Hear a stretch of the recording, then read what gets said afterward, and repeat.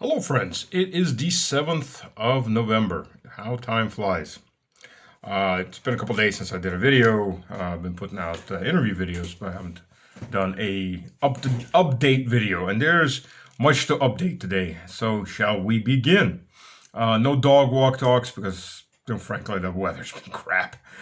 Non-stop rain. But it's been warm for this time of year. Quite warm. It's +9, +10. Normally it's closer towards zero by now. But hey, but it's raining. So if it isn't one thing, it's another. So where shall we begin? Let's do an update. Let's do the update of our favorite topic, which would be, of course, the conflict in Ukraine, the war in Ukraine. That's something too that's been noticeable in Russian media. Everybody for the first 2 years definitely you couldn't say war. It was a special military operation. I mean, it still is officially the special military operation. Then it became the conflict. Now everybody's calling it the war because it is a war. In my view, anytime groups of soldiers are shooting at each other, it's a war. On a large scale, it's a war. No matter what the legal binding or the legal title of it is. And from the government side, of course, that's that's very, very important because a declaration of war is a specific judicial legal contract between the parties that are fighting, in that it also allows governments to do things that they would normally not be able to do. For example, confiscate your personal property, draft you, and so on and so on. Of course, Ukraine is already doing all that. It hasn't declared war, but it is a absolute state of war. Confiscation of property, confiscation of human bodies, preferably living, soon to be dead, and so on and so on. So, on the good news, Ukrainian trains are no longer running past Barvinkova. You can see that on the map I just put up. They are now running. They are now stopping at Barvinkova, and no longer are going to be running toward Kramatorsk, Slavinsk, and Konstantinovka. Well, Konstantinovka they wouldn't be running anyways because Konstantinovka on the outskirts of Konstantinovka is already fighting. So any train that runs in is going to get hit and hit hard. And you can see the types of trains that are around running. Why it's smoking so badly? It's because that's very low quality coal that's coming from Western Ukraine. Lvov Oblast has coal mines. It's pretty low quality coal that's coming out of the high quality coal is all in the Donbass. But it's better than nothing. Keep something running. And Kramatorsk, by the way, speaking of trains, anybody remember the terror attack, the self-instigated terror attack the Zelensky regime dropped on Kramatorsk to try to blame Russia? There was people waiting for the train, first big wave of people leaving Kramatorsk, heading west in this case, civilians. So the Ukrainians dropped a Tochka U, which are no longer in service in Russia. Russia doesn't have them anymore. They decommissioned them. They dropped a Tochka U, which is a medium-range ballistic missile. It's like a Iskandar. It's a more primitive version of the Iskandar. The Iskandar in Russia replaced the Tochka U. Near the train station, killed a lot of people. Killed a lot of civilians. But these are Russians to them, to Kiev, so it doesn't really care. They use them as like another Bucha. The unfortunate part for these terrorist imbeciles, and thank God they're imbeciles, it would be much worse if they weren't. When people were taking videos and posting those videos out, the Tochka U's back portion with the engine, with the jet engine in it, it falls off. It doesn't blow up along with the rest of the missile. And it's very specific design. And people were filming it, and they filmed it, and they even filmed the serial numbers on it. So you couldn't even say that Russia recommissioned some kind of Tochka U instead of using Iskandar. These were strictly in Ukraine's inventories. So that was a failed Bucha 2.0, and again, killed a lot of people. People have just forgotten that because of this endless grind that keeps rolling over and rolling over of these atrocities from the Ukrainian side and everything else that comes from this war.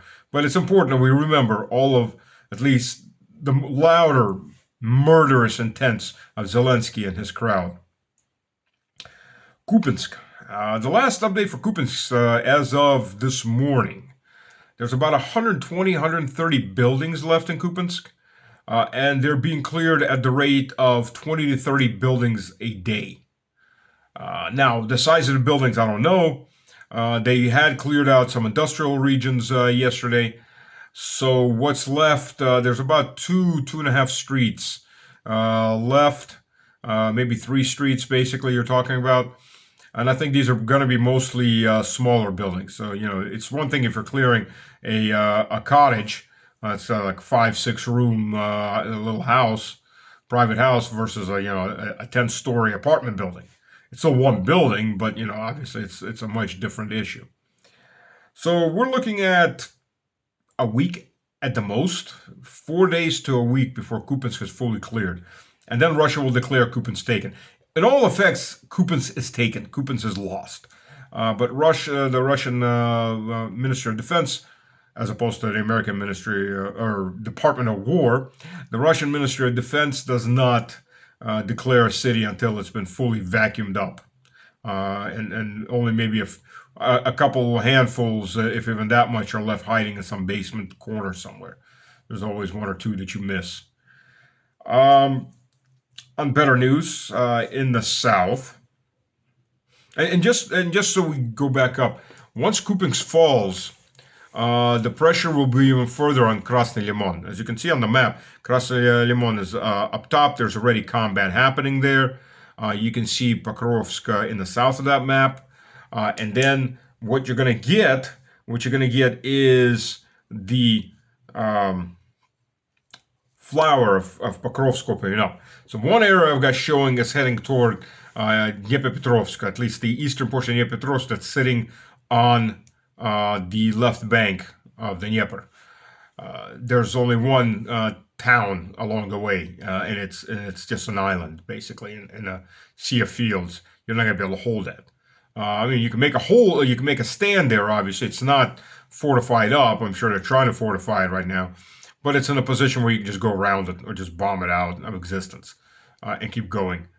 So there's no place for the Ukrainian army to make a good stand.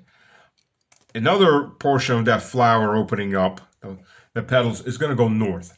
And that's going to be the deep southwestern encirclement of the conglomerate. And once Krasny Limon has fallen, you're going to get a northern deep encirclement of that big conglomerate. The conglomerate effectively has already been cut off from reinforcements, from delivery of aid, munitions, food, and so on. So they're already in very big, having already very big problems, and things are only going to get worse. And if everything goes the way the Ukrainian army's traditions go normally, and Zelensky channels his inner Adolf, he will give commands to stand to the last man. The only reason the German army didn't get whacked faster and harder during World War II when the Russian counteroffensive started was because German generals would just ignore old Adolf and move their units back, which is one of the reasons, by the way, Adolf tended to change generals constantly. And some of the ones he fired, they came back anyways because he was running out of people to change them, so they're on this like rotation.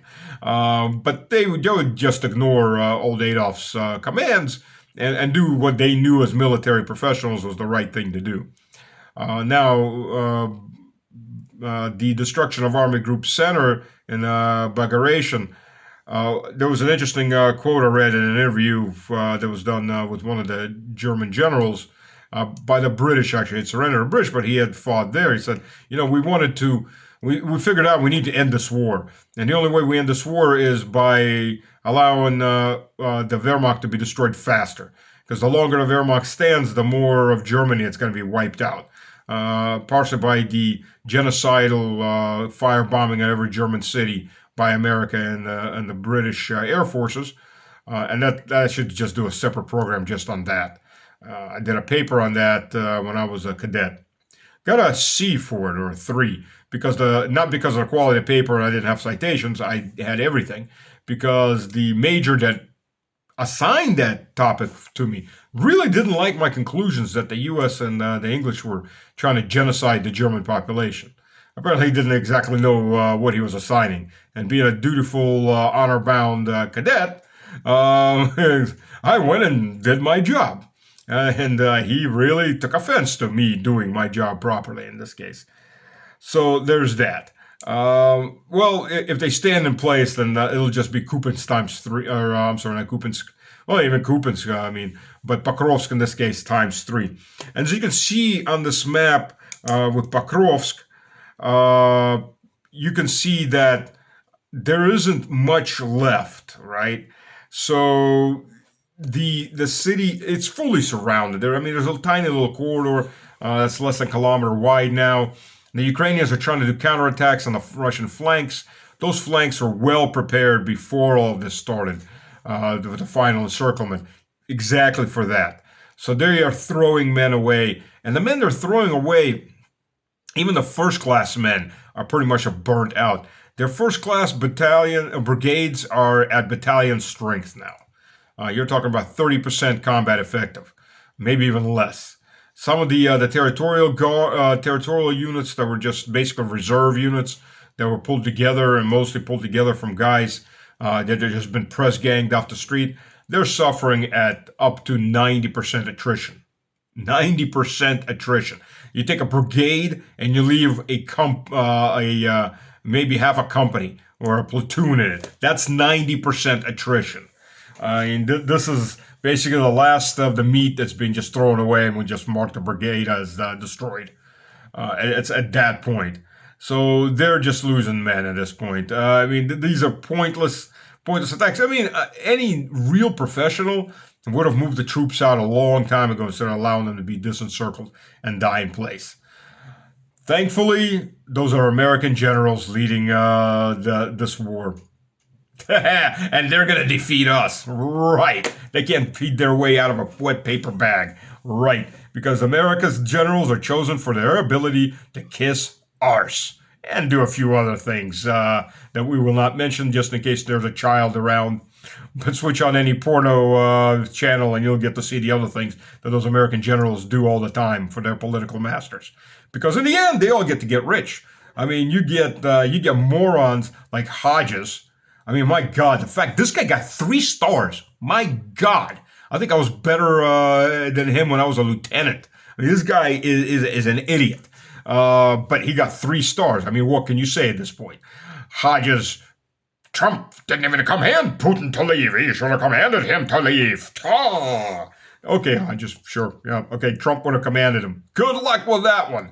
I mean, first, the level of propaganda in American news, and they keep bringing this idiot on. At least he could be at least once in a while, kind of maybe a little bit correct on something.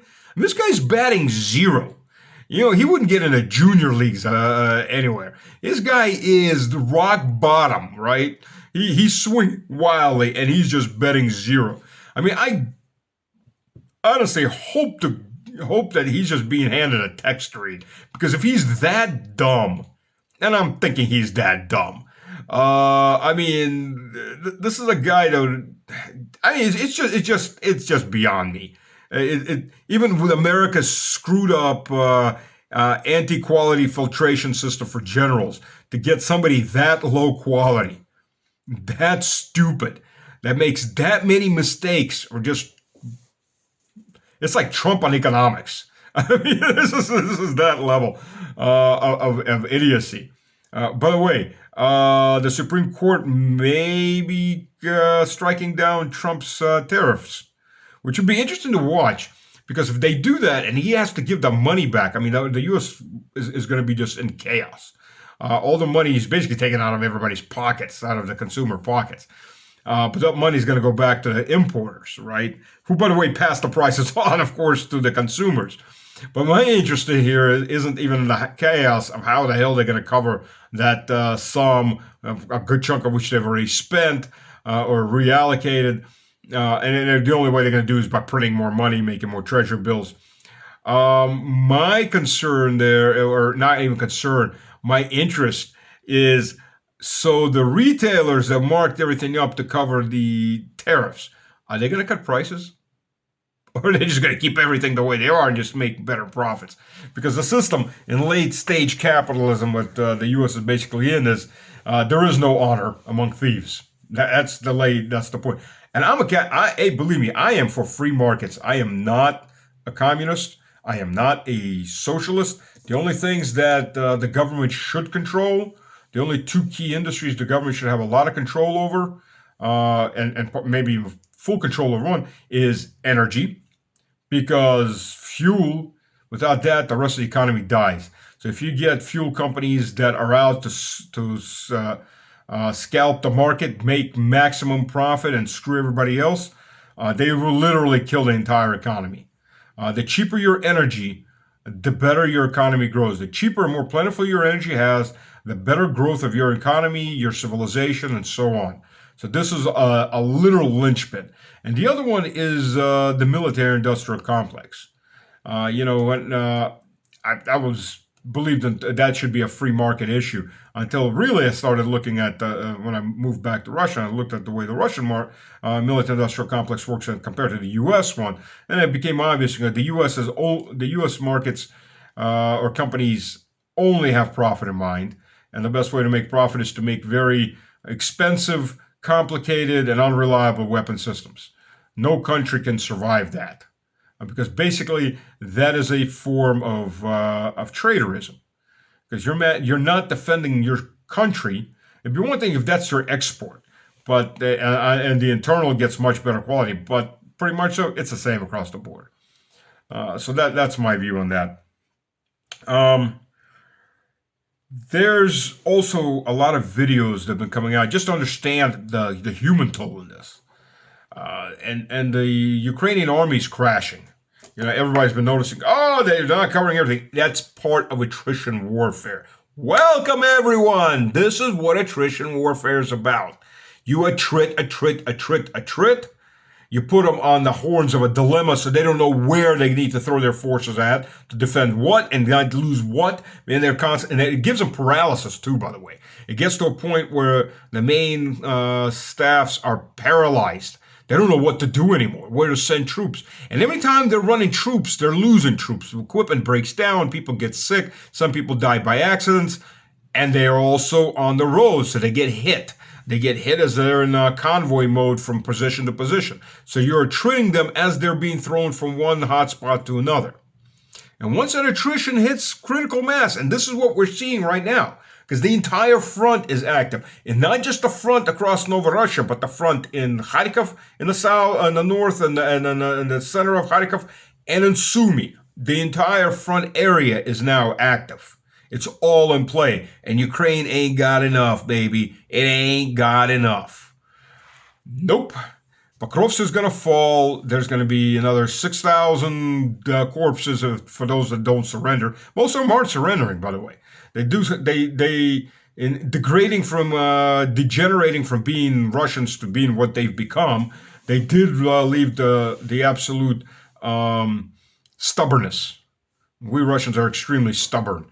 But at this point, it's one thing if your option was to surrender to an enemy that wants to kill all your people, like say, the Nazis were coming in. That's not exactly a good option. It's another thing when you're surrendering to people that are your own people. I mean, at this point, some amount of logic needs to kick in. And if you're afraid to surrender because the guy behind you might shoot you in the back, well, shoot him first and then go surrender. There's that survival instinct. And why, in the first place, are you fighting your own people for what? For that scum sitting, the Washington-owned, London-owned scum sitting in Kiev? Seriously? You're willing to die for that? And then watch your kids get thrown in there? Because, by the way, there's been 13-year-olds that have already been killed and taken prisoner. That's right. Right so far, they're not outright, press ganging kids, but they are convincing them to join. I mean, kids, 13, 14, 15-year-olds, they don't freaking understand where they're going. And that, there is no reload. There is no second, third, fourth life. This is one it, baby. That's one it. Um, and the recruiters are taking very good advantage of that. Um, and then you get Rasmussen. I don't know how to pronounce his name correctly. Sorry, ain't part of my vocabulary. Rasmussen. I guess that's probably correct. So the former Secretary General of NATO, the former talking head of NATO, and he's going around asking everybody to get your troop, all the coalition nations, all the people in NATO. You need to get your troops there now. We have to get there now. Just get behind the front lines, form a second line. By all means, please come. You don't. If that's meant to scare Russians. Jesus Christ, do you people not understand us in the least? By all means, come. We hope you do. We have plenty for all of you. There's already been a group of Romanians that were killed off in the ports of Odessa, Romanian soldiers, 2 weeks ago. Dead Frenchmen all over the place. I mean, Poland under Dudu, somewhere around 10,000 casualties. And I was there, I went to the front lines on the 24th of December, 2022, the first time I went down there. And there were Poles on the opposite side, which, by the way, probably why I'm still alive, because they're celebrating Christmas. And we were in a really bad position that we probably would have been blown up otherwise with a direct tank round. But hey, God loves his fools. so life goes on. Another topic I want to bring up while we're rolling on topics, and there's quite a few still left. So yeah, it's been a busy couple days, so I had to put all of this together. Oleg Besedina. Now I can't say I really know Oleg very well. He interviewed me. Oleg is a journalist in Estonia, Russian journalist. Now, just so you understand, Estonia is about 38% Russian, and they are treated as second-class citizens at best. Estonia, Narva, is so you've got the river that's the edge of the Russian-Estonian border. On the one side is Narva, on the other side is Avangard. Really, it's one city. It's been separated. Narva originally was a Swedish fortress. Ivangard was the Russian forces under Ivan Grozny, Ivan the Feared, and then eventually just became one city, and then it got divided up again. But Narva is 80-90% ethnic Russian, and so Russians are over a third of population, and when these Estonians they were all immigrated in by the Soviet Union. Nobody's. Narva was there, Ivangard was there, long before you people were actually a nation. You were a subjugated peasant class under your German overlords. And it's been that way since the 1200s. It actually started around the 1000s when the German Crusaders started Christianizing those areas. And I mean Christianizing by the sword. And all it means. Not all the Crusaders were going to the Holy Land. Some of them decided to go slightly in a different direction. So he interviewed me. Had a couple interviews come out in Russian. He's been arrested by the Estonian Nazi regime, the brutal police state regime. He's facing up to 15 years because he was telling the truth, and he was getting people that were telling the truth of what's going on in Ukraine. Freedom of speech, and he was doing it in Russian. For some reason, an area like Narva that's been almost 800 years Russian, 600 years Russian, is not allowed to speak its native language. But the people that weren't even a nation back then. Let that sink in. So I think he's facing up to 15 years in prison. Welcome to European values. Hey, Europarliamentarians. Oh, that's right. You're a bunch of bastards that don't give a damn about human rights and or anything else as long as you're pocketing as much money from this war as you can. Not your kids that are going to get to have to go fight. It's going to be the peasants in each of your vassal nations of the EUSSR that are going to have to go fight and die. Meanwhile, you trample on all human rights, you trample on all rights, and you allow these little Nazi, bastardized pariah statelets, can't even call them countries, I mean, realistically speaking, uh, to just what? To trample on everything that you supposedly hold near and dear? And they've been doing it for years. I mean, for God's sakes, Latvia and Lithuania, and maybe Estonia too, I'm not sure, they hold Nazi SS veteran parades every year on government money. Government ministers come out there and they read speeches to the veterans, not to all veterans that fought, because there were guys that fought on the Red Army side, there were guys that fought on the Nazi side. No, specifically to the SS veterans. Look it up if you don't believe me. And this isn't anything new. This has been going on for 20 plus years. And the EU pays for that because these countries don't have an economy. They have barely any economies. They're Poland's the number one handout grant eater for Eastern development, but they all get a very large share themselves. And yeah, and this isn't anything new. I mean, I have a friend, Andrei Mamkin. He was a Europarliamentarian from Latvia. Yeah, he was in the Europarliament, Russian. Um, he had about 2-3 hours to run for the border because they didn't like. They had a ruling and they decided to arrest him for bringing in damage to Latvia by telling the truth about the destruction of Soviet monuments and the repressions against Russian speakers. So he threw everything overboard, grabbed a suitcase, and ran to Russia with no Russian passport. By the way, Russia took him in, and his family followed a little bit later. So this is the countries. These are the pre-Baltics, the three little bastards, and the things that they do. So Oleg is facing up to 15 years for telling the truth. And you're going to tell me you're not police states? The West isn't a neoliberal autocracy, dictatorship. Hitler, by the way, was a neoliberal, if you're going to look at him. He was animal rights, he was vegan, he was all these progressive things. I mean, if we're going to realistically look at it, I mean, and he was a druggie. He was getting methamphetamine shots every day. Oh, yeah, nothing like that for feeding your paranoia.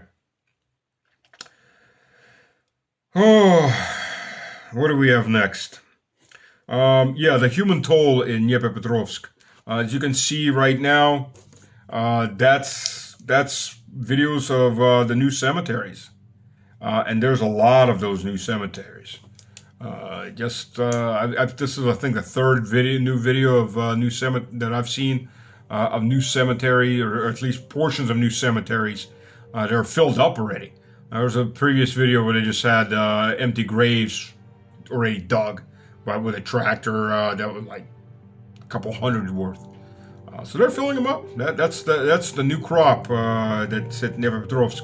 It's been hitting. It has been hitting Dnipropetrovsk. It's just now hitting hard because they're not evacuating these bodies very far, and they're mobilizing Dnipropetrovsk, Dnipro as they're calling it, which is a Russian city, trying to exterminate the population there by sending them off to the front.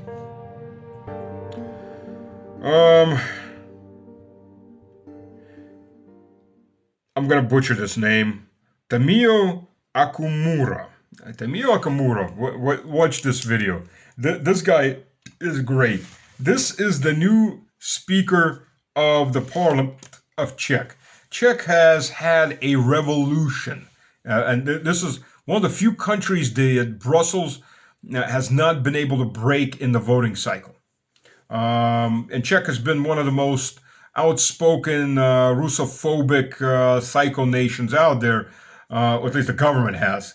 And it's caused a lot of deindustrialization in Czech Republic while we're at it. So the people, and by the way, every 10th Czech is now, well, every 10th person in Czech is now Ukrainian. And they've gotten so heavily on the nerves of the people that people voted in an absolutely new, separate group of people. Besic is the new president, and he's already flat stated that that's it, not a single penny more for this crap. Where it's over. We're not participating. We're not playing this game anymore. So Tamio, who's of Japanese origin, I'm not sure whether he was born in Japan or his parents are Japanese. But anyways, he's the new Speaker of the Parliament. And what you're watching is him taking down the Ukrainian flag off of the parliamentary building. That's right. Off the parliamentary building goes the Ukrainian flag. That's been up there for the last, 3 years. So off it goes. That's a change. That's a very positive change. And speaking of Japanese, so this soldier, this is a Japanese volunteer in the Russian army who, by the way, converted to Orthodoxy. So he gets asked, why did you convert to Orthodoxy? I mean, first of all, is that talisman? Yeah, that's talisman. Is that a cross? Yeah, that's a cross. So you converted to Orthodoxy? Yes, I'm Orthodox. And I said, why did you convert to Orthodoxy? He said, he converted because of his friends, his battle buddies. And basically he says, I want, in case I die, I want my soul to go where my battle buddies are. I don't want to be separated from them. I want them to go to the same heaven. I want my soul to go to the same heaven that they went. They've gone or they'll go. That is comradeship. That is loyalty right there. There's few words to describe that. That kind of level of commitment and conviction. So say what you want, but my hat's off to that man. Okay, so last one for now. I'll probably do another video tomorrow. There's so many things that just pile up. Okay. Mariupol, Bakhmut, Artemovsk. All these other cities that are falling, they all have one thing in common. You get the Zelensky answer in the end. They weren't important. That's the end Zelensky answer. They weren't important. Okay. Well, this case, before Zelensky could even say it, and we are taking a hat off and a clap to the former Deputy Supreme Allied Commander Europe, Richard Sheriff, who's already stated Pokrovsk is of no strategic value. Say that to all the guys right now surrounded, told to die in place for the greater glory of Washington and Zelensky and Kiev. That they are not a strategic value. Tell that to the 20 or 30 or 40,000 men that already died there or are continuing to die. They're not a strategic value. But that's the same thing they've said over and over to the 80,000 that died in Bakhmut, to the guys that are going to be dying soon in Gulai Polya. By the way, Gulai Polya, there's an interesting little update on that I forgot to mention. Uspenovka, which is to the northeast of Gulai Polya, and that's the northeast flank that was a very heavily fortified village or small town, has fallen. And that opens up the just a straight run to a deep northern encirclement of Gulai Polya. So that's great. That's another cauldron that's happening as we watch. And you can see that on the map that I'm showing you right now. So, all right, that's everything for today. We will see you again soon, because the news just never stops and the BS from the West just keeps on rolling. If you like what you hear, support, hit like, share. Let's get this channel growing, and it's been growing, and I'm grateful to everybody that's joining up. So thank you, everyone, and I will see you soon. God bless. Cheers.